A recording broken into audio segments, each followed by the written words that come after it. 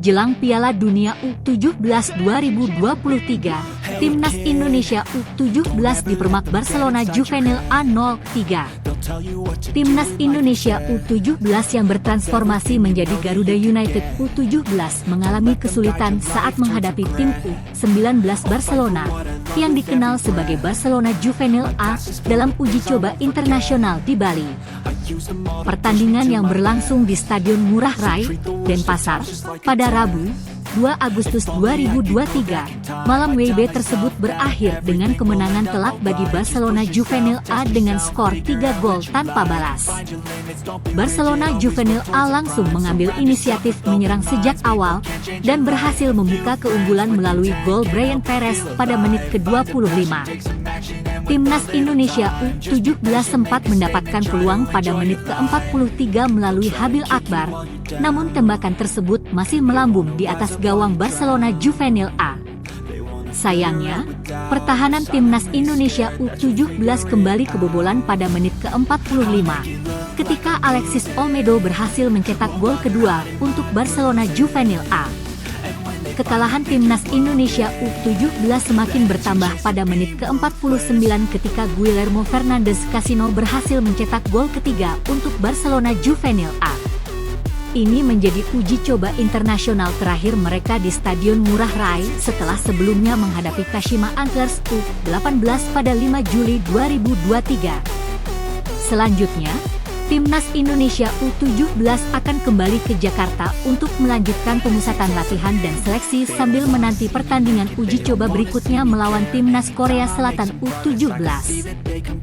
Pertandingan ini dijadwalkan akan berlangsung di Jakarta pada 30 Agustus 2023. Bima Sakti sudah bertemu Frank Wormold. Kelemahan Timnas U17 Indonesia akan diungkap.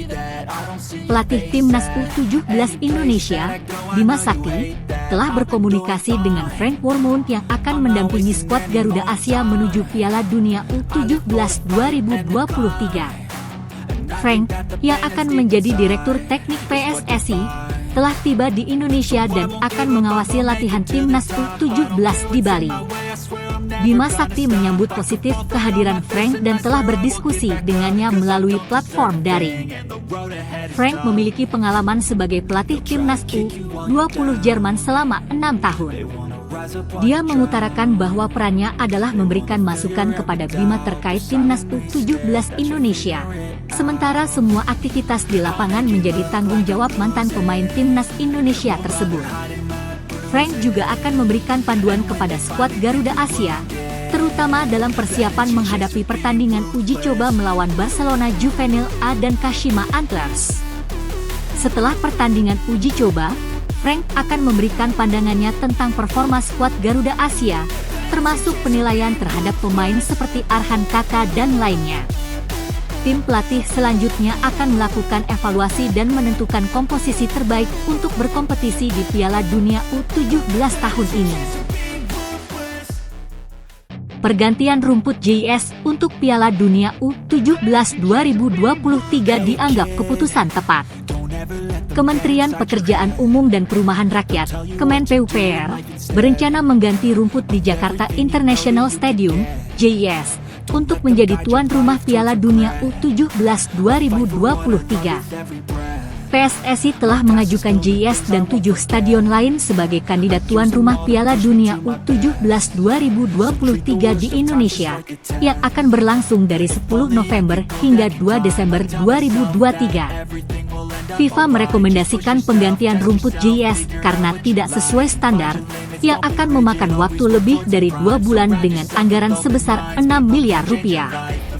Meskipun jarang digunakan sejak diresmikan pada Juli 2022, langkah ini dianggap sebagai inisiatif yang baik dari FIFA untuk mempersiapkan JS sebagai venue Piala Dunia U17 2023 dengan baik.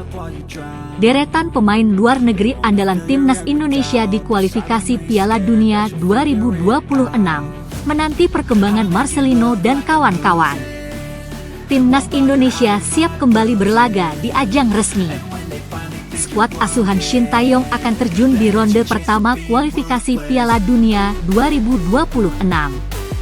Timnas Brunei Darussalam sudah menanti Timnas Indonesia pada fase itu.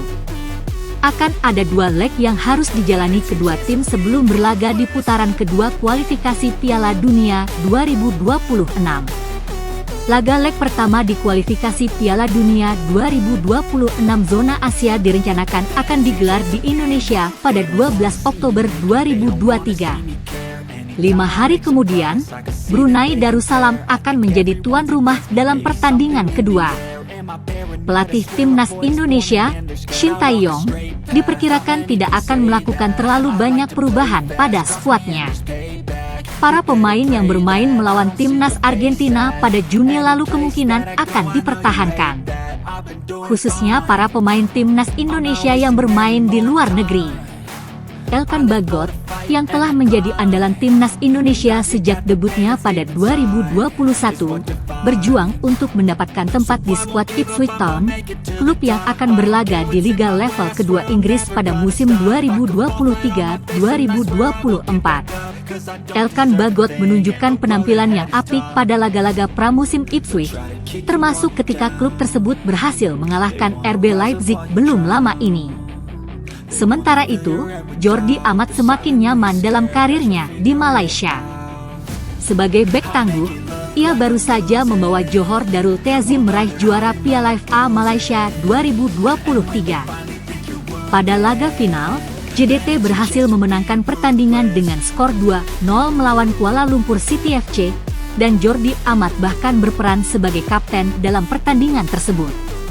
Marcelino Ferdinand juga menarik perhatian dalam Timnas Indonesia. Pemain muda berusia 18 tahun ini sedang bersiap menghadapi musim baru bersama KMSK Deinze di klub kasta kedua Belgia. Menariknya, Marcelino menunjukkan peningkatan dalam kemampuannya dalam eksekusi tendangan bebas yang terlihat dalam beberapa video yang dibagikan oleh Deinze. Pemain-pemain Timnas Indonesia yang sedang berkarir di luar negeri antara lain Jordi Amat, Johor Darul Ta'zim, Malaysia; Sadil Ramdhani, Sabah FC, Malaysia; Elkan Bagot, Ipswich Town, Inggris; Shane Patinama, Viking FK, Norwegia; Pratama Arhan, Tokyo Verdy, Jepang; Asnawi Mangkualam, Jeonnam Dragons, Korea Selatan; Ivar Jenner, FC Utrecht, Belanda; Marcelino Ferdinand, KMSK Deinze, Belgia; Rafael Struijk, ADO Den Haag, Belanda; dan Sandy Walsh, KV Mechelen, Belgia.